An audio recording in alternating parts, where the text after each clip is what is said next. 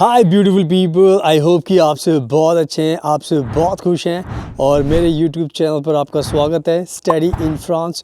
मैं आपको बताना चाहता हूं कि मैं रहता हूं फ्रांस के अंदर एंड मैं फ्रांस के ऊपर बहुत ज़्यादा इन्फॉर्मेटिव वीडियोस बनाता रहता हूं एंड आपको इन्फॉर्मेशन देता रहता हूं ताकि जिसको भी फ्रांस में आना है उसको मेरे चैनल पर सारी की सारी इन्फॉर्मेशन मिल जाए एंड आपको कोई भी वीज़ा अप्लाई करने में कोई भी दिक्कत ना हो। एंड आज का जो टॉपिक है वो है आप कैसे फ्रांस में आ सकते हो, वो भी टूरिस्ट वीज़ा पर। सो आज मैं बात करने वाला हूँ टूरिस्ट वीज़ा के प्रोसेस के बारे में 2025 को ध्यान में रखकर जिन को भी फ्रांस के अंदर आना है। तो आज मैं आपको पूरा प्रोसेस बताऊंगा ताकि उसके बाद आपको कोई भी दिक्कत नहीं होगी, आप अपना वीज़ा खुद से अप्लाई करके ईज़िली आ सकते हैं। एंड मैं चलते चलते बात करूंगा बिकॉज़ मुझे जाना है सिटी सेंटर और मैं आपको पूरा वॉक थ्रू भी कराऊंगा, मैं आपको पूरा का पूरा दिखाऊंगा नज़ारा फ्रांस का ताकि आपको काफ़ी मज़ा आएगा। और ये वीडियो मैं शूट करता रहूँगा, बात करता रहूँगा, आपको पूरा प्रोसेस बताता रहूँगा।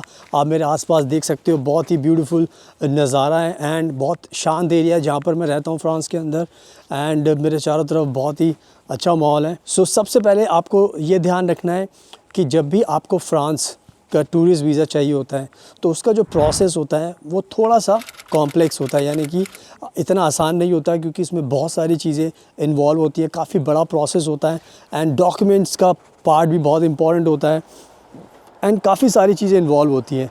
तो मैं एक एक करके बात करूँगा इस वीडियो के अंदर ताकि आपको पूरी रियलिटी पता चल जाए एंड उसके बाद जब भी आप अपना ये वीज़ा अप्लाई करो फ्रांस का टूरिस्ट वीज़ा तो आपको कोई दिक्कत ना हो, क्योंकि 2025 में चीज़ें थोड़ी चेंज होंगी। तो उसी हिसाब से मैं आपको अपडेट दे रहा हूँ ताकि आप मेरी इस वीडियो को देखने के बाद आपको सारी इन्फॉर्मेशन मिल जाए। तो सबसे पहले हम बात करते हैं जो सबसे इम्पॉर्टेंट चीज़ होती है एंड वो है कि आपके जो डॉक्यूमेंट्स होते हैं वो आपके पास पूरे होने चाहिए, क्योंकि ये जो वीज़ा होता है इसका सबसे इम्पॉर्टेंट पार्ट डॉक्यूमेंट्स का पार्ट होता है। तो अगर मैं डॉक्यूमेंट्स की बात करूँ, अगर आपको आना है तो सबसे पहले आपको ध्यान रखना होगा कि जो सबसे इम्पॉर्टेंट चीज़ तो देखो पासपोर्ट होती है, उसको तो हम इग्नोर कर ही नहीं सकते। तो पहली चीज़ आप पासपोर्ट मान के चलिए कि आपका जो पासपोर्ट है वो आपके पास उसकी जो ड्यूरेशन हो कम से कम वो 6 मंथ्स के लिए उसकी ड्यूरेशन हो जब भी आप ये वीज़ा अप्लाई करना चाहते हो। क्योंकि बहुत बार कोई भी फ्रांस जो कंट्री है वो ये ज़रूर मान के चलती है कि आप जब भी आओगे तो 6 मंथ्स की वैलिडिटी होनी चाहिए आपके पास ताकि आपको वीज़ा उनको देने में कोई दिक्कत ना हो, क्योंकि प्रोसेस काफ़ी लंबा होता है, पहली चीज़। दूसरी चीज़ जो सबसे इम्पॉर्टेंट चीज़ होती है फ्रांस के टूरिस्ट वीज़ा को लेकर वो होती है कि आपको अपना एक कवर लेटर बनाना पड़ता है। कवर लेटर टूरिस्ट वीज़ा का जो प्रोसेस होता है उसका सबसे इम्पॉर्टेंट पार्ट होता है। अब कवर लेटर में मेन चीज़ क्या होती है कि कवर लेटर में आपको अपने जो टूरिज़म का जो आपने जो जाने का प्लान बनाया है फ्रांस के अंदर उसके बारे में आपको बताना पड़ता है कि आप वहाँ पर कब तक रुकोगे, किन किन जगहों पर आप जाओगे, आपका पर्पस क्या है एंड आप वापस कब आओगे और आप क्या करते हो, अपनी लाइफ के बारे में उसमें बताना पड़ता है।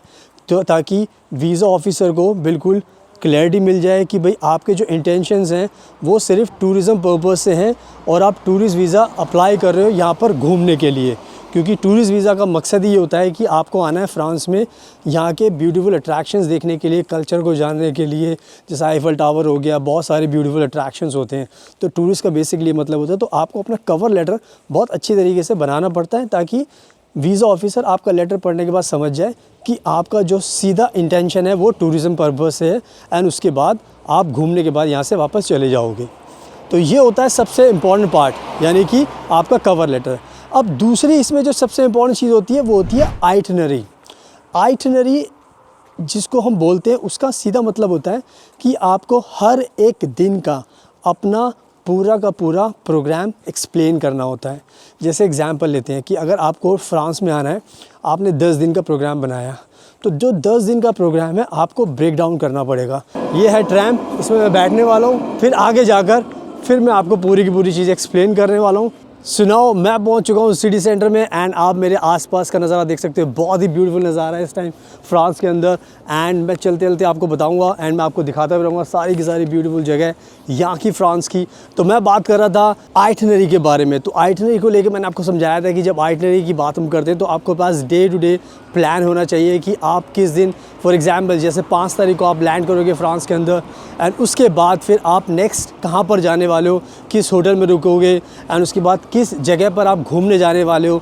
तो इस तरीके से आपको अपनी आइटनरी के अंदर एवरी डे का प्रोग्राम बताना पड़ता है ताकि वीज़ा ऑफिसर को पता चलता है कि आप 10 दिन तक क्या क्या एक्टिविटी करने वाले हो एंड उससे आपके बारे में एक ट्रांसपेरेंसी रहेगी, क्योंकि इससे पता चलेगा कि भाई आप अगर आ रहे हो तो इसका मतलब ये है कि आप किसी भी इलीगल एक्टिविटी में इन्वॉल्व नहीं होगे एंड जो भी आपका घूमने का पर्पज़ है उसको आप पूरा कर सकते हो।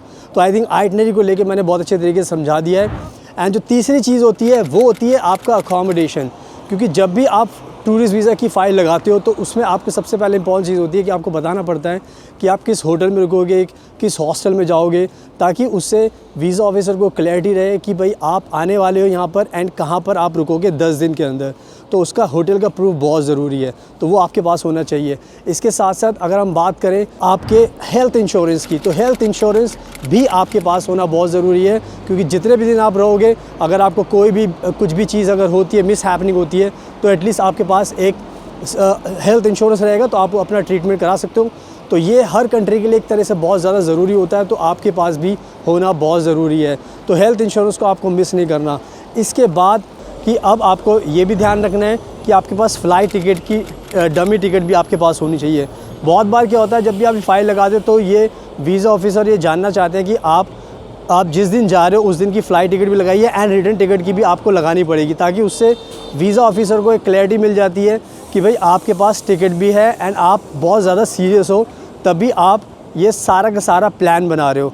तो ये टिकट का भी बहुत ज़रूरी होता है। इसके अलावा अब जो नेक्स्ट चीज़ आती है वो होती है आपका बैंक फ़ंड।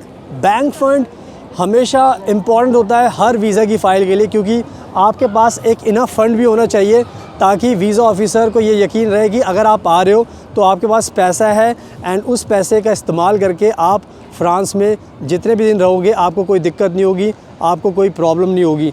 तो आई थिंक मनी बैंक को लेकर बहुत ज़्यादा, तो उसके लिए आपको अपनी बैंक डिटेल्स लगानी पड़ती है। बैंक स्टेटमेंट आप 3 महीने की लगा सकते हो, 6 महीने की लगा सकते हो, बट आपको मेक श्योर करना है कि आपके पास कम से कम भी मिनिमम 1 लाख रुपए से ऊपर होना चाहिए। 1 लाख रुपए से जितना ज़्यादा होगा उतना अच्छा है, क्योंकि इससे वीज़ा ऑफिसर को विश्वास हो जाएगा कि अगर आप आने वाले हो तो कोई भी दिक्कत नहीं होगी एंड आप आराम से अपना जो ट्रैवल का जो पर्पज़ है उसको फुलफ़िल कर सकते हो।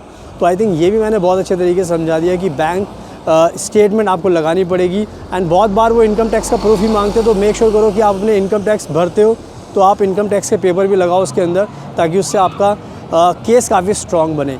उसके बाद जो नेक्स्ट चीज़ आती है वो आती है कि आपको एप्लीकेशन फॉर्म भरना पड़ता है, क्योंकि जब भी आप कोई भी वीज़ा अप्लाई करोगे तो आपको मेक श्योर करना पड़ता है कि भाई आपके पास एप्लीकेशन फॉर्म भरना होता है, ताकि उसमें आप अपनी जो भी पर्सनल डिटेल्स होती है वो सारी की सारी आपको फुलफ़िल करनी पड़ती है। तो अगर देखा जाए तो मोर और लेस यही सारे के सारे डॉक्यूमेंट्स ज़रूरी होते हैं जब भी आप अपनी टूरिज़म की फ़ाइल लगाते हो टूरिस्ट वीज़ा की फ्रांस को लेकर। तो अगर ये सारी की सारी चीज़ें अगर आप करोगे तो आपको इससे बहुत ज़्यादा फ़ायदा होगा। तो आई थिंक मैंने ये चीज़ बहुत अच्छे तरीके से समझा दी है। तो अगर देखा जाए मोर और लेस तो ये सारे के सारे डॉक्यूमेंट्स आपके पास होने चाहिए ताकि आपको कोई भी दिक्कत ना हो। तो अगर आपको कोई भी डाउट है, कोई भी कन्फ्यूजन है, तो आप हमें कॉन्टैक्ट कर सकते हो। नंबर आपको स्क्रीन पर दिखाई दे रहा है, आप हमें ईमेल भी भेज सकते हो, व्हाट्सएप पे भी कॉन्टैक्ट कर सकते हो एंड हम आपकी मदद करेंगे। अगर आपको फ्रांस में आना है, टूरिस्ट वीज़ा चाहिए, तो आपको हर प्रोसेस में हेल्प कर सकते हैं, गाइड कर सकते हैं, ताकि आपकी जो जर्नी है वो आसान हो और आपको कोई भी दिक्कत ना हो। एंड आप मुझे इंस्टाग्राम पर प्लीज़ ज़रूर फॉलो करना। इंस्टाग्राम का लिंक मैंने डाली हुआ डिस्क्रिप्शन के अंदर, इंडियन इन फ्रांस करके हमने इंस्टाग्राम बनाया हुआ, उस पर आप हमसे सवाल पूछ सकते हो एंड अपने क्वेश्चन कर सकते हो। So thank you so much, आपके कीमती टाइम का best of luck and please हमेशा अपना ध्यान रखिए।